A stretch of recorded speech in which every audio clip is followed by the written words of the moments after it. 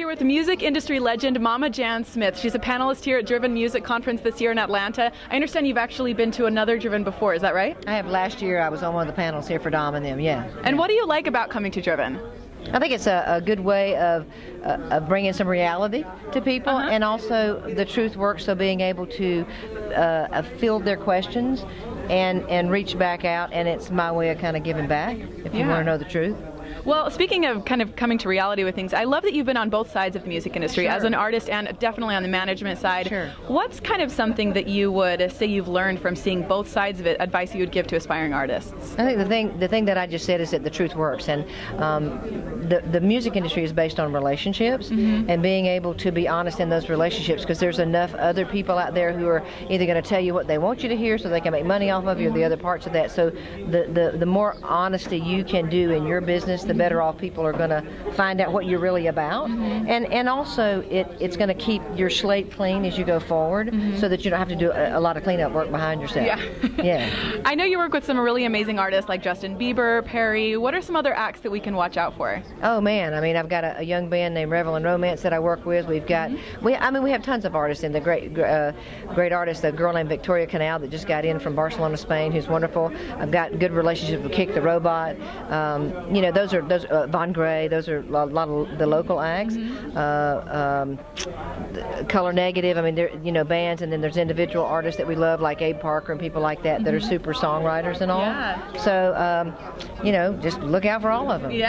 Well, and I understand you actually also have had the chance to meet Gracie and Joey, who we interviewed last time at the last Driven conference, and through Driven Entertainment, you've, kind of helped get to know them. What are your thoughts on them? No, I think they're dope, and I actually tweeted them out on my own. I didn't even know that they were affiliated necessarily with the conference so much, but I think they sent me, or I saw a YouTube thing, or I got a link for a YouTube video, and I totally love the song and I love the video, so I tweeted them out.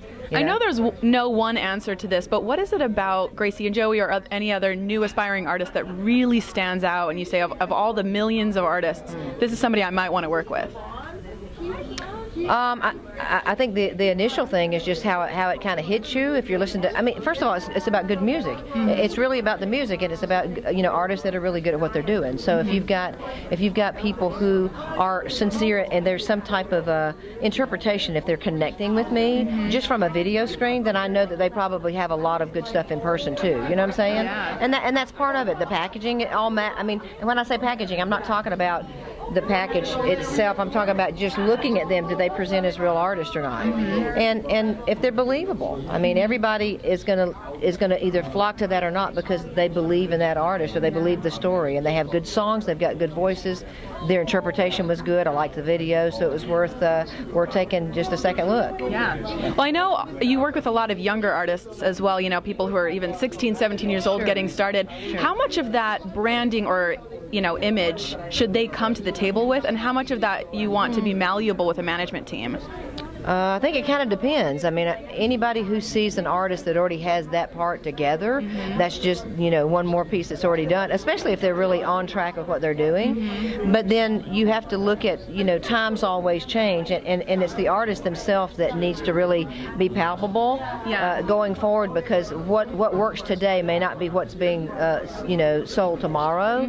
So the more flexible people can be going into even their own branding situations, myself included. My life and what I do is constantly morphing and changing, and you have to kind of reinvent yourself as you go forward if you're going to continue to stay relevant. So that's what I would say. That's great advice. Well, I loved hearing you in the panel. We're so excited to have you here, Mama Jan Smith at Driven Music Conference. Peace out.